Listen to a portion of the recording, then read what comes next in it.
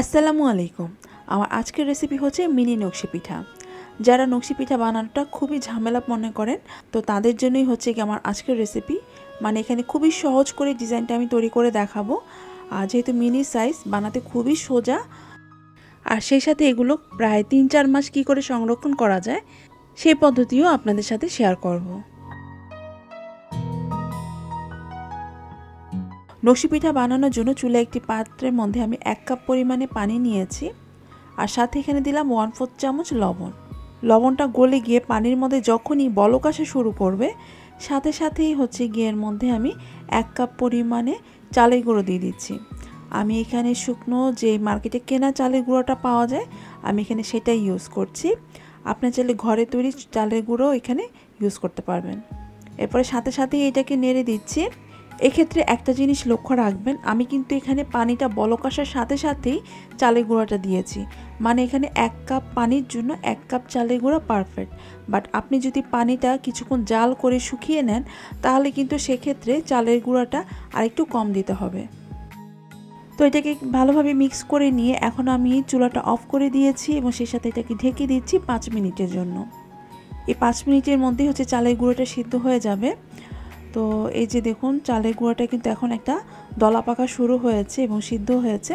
তো এখন আমি স্প্যাচুলা দিয়ে ভালোভাবে এটাকে মিক্স করে নিয়ে তারপর একটা বোর্ডের মধ্যে নিয়ে নিচ্ছি ভালোভাবে মথে নেওয়ার জন্য। আর মথার পূর্বেই আমি হাতের মধ্যে একটু তেল লাগিয়ে নিচ্ছি, এতে করে স্টিকি ভাবটা আর কি কম লাগবে। তো ভালোভাবে মথে একটা মসৃণ ডোর মতো তৈরি করে নিতে হবে। এরপরে ডোটাকে আমি একটু ভাগ করে নিচ্ছি।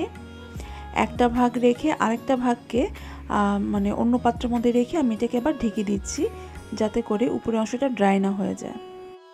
এখন এর মধ্যে কিছুটা চালের গুঁড়ো ছিটিয়ে এটাকে একটা রুটির মতো করে বেলে নিচ্ছি। তবে একটু মোটা টাইপের হবে, মানে 1/2 ইঞ্চির থেকে একটু কম মোটা করে একটা রুটির মতো বেলে নিচ্ছি।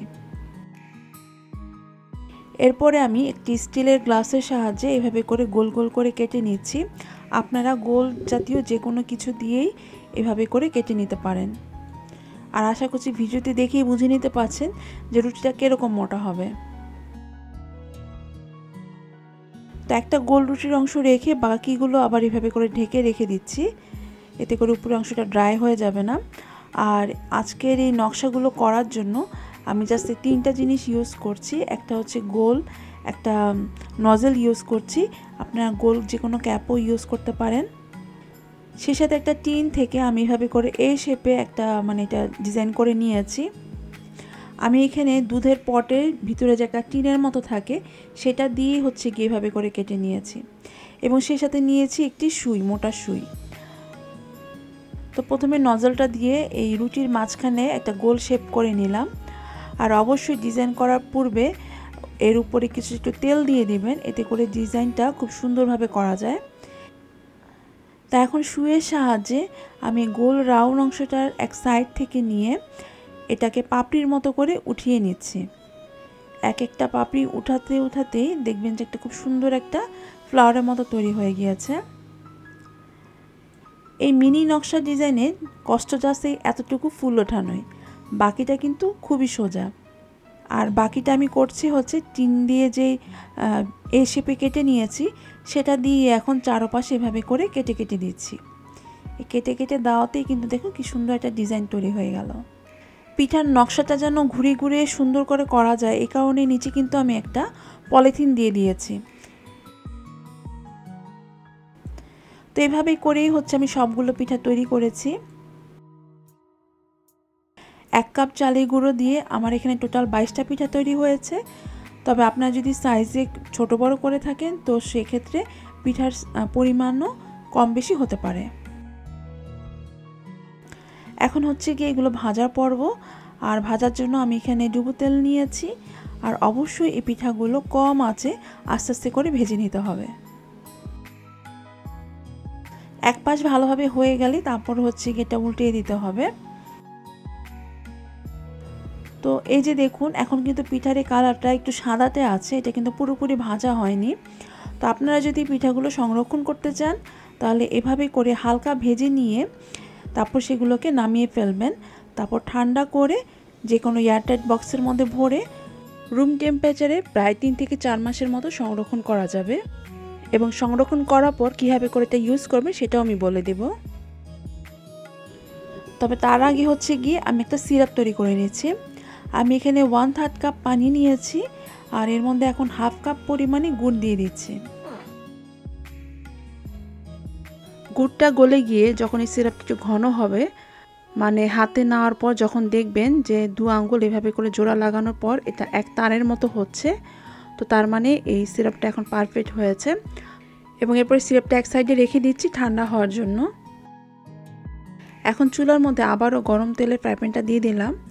এখন তেলটা ভালোভাবে গরম হয়ে আসলে সেই ভাজা যে পিঠাগুলো আমি রেখেছি বক্সে ভরে, সেই ভাজা পিঠাগুলো এখন হচ্ছে এর মধ্যে দিয়ে দিচ্ছি।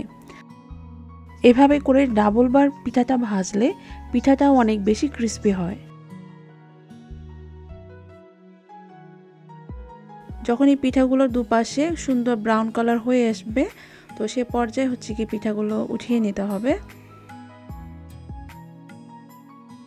তো উঠানোর পর সাথে সাথে এই গরম পিঠাগুলো হালকা গরম শিরার মধ্যে দিয়ে দিতে হবে এবং শিরার মধ্যে দেওয়ার পর সাথে সাথে এগুলোকে ভালোভাবে মাখিয়ে নিতে হবে। আপনারা যদি অনেক দিন ধরে পিঠাগুলো সংরক্ষণ করেন, তো সেক্ষেত্রে সেম একই উপায়ে এগুলোকে আবার ডাবল করে ভেজে নিয়ে তারপরে গুড়ের শিরার মধ্যে দিয়ে দিতে হবে। ভালোভাবে মাখিয়ে নেওয়ার পরই এই তো খাওয়ার জন্য এখন নকশি পিঠা রেডি। সে সাথে এই নকশি পিঠা দিয়ে আমি কিছু ডালা ডেকোরেশন করেছিলাম, তো সেই ডেকোরেশনগুলো আপনাদের সাথে শেয়ার করছি। খুবই ক্রিস্পি হয় পিঠাগুলো, খেতে তো সাংঘাতিক মজার। যারা খেয়েছে তারা তো জানেনই, আর যাদের কাছে এটা বানানো কঠিন মনে হয়, আশা করছি আজকের ভিডিওটি আপনাদের একটু হলেও উপকারে আসবে।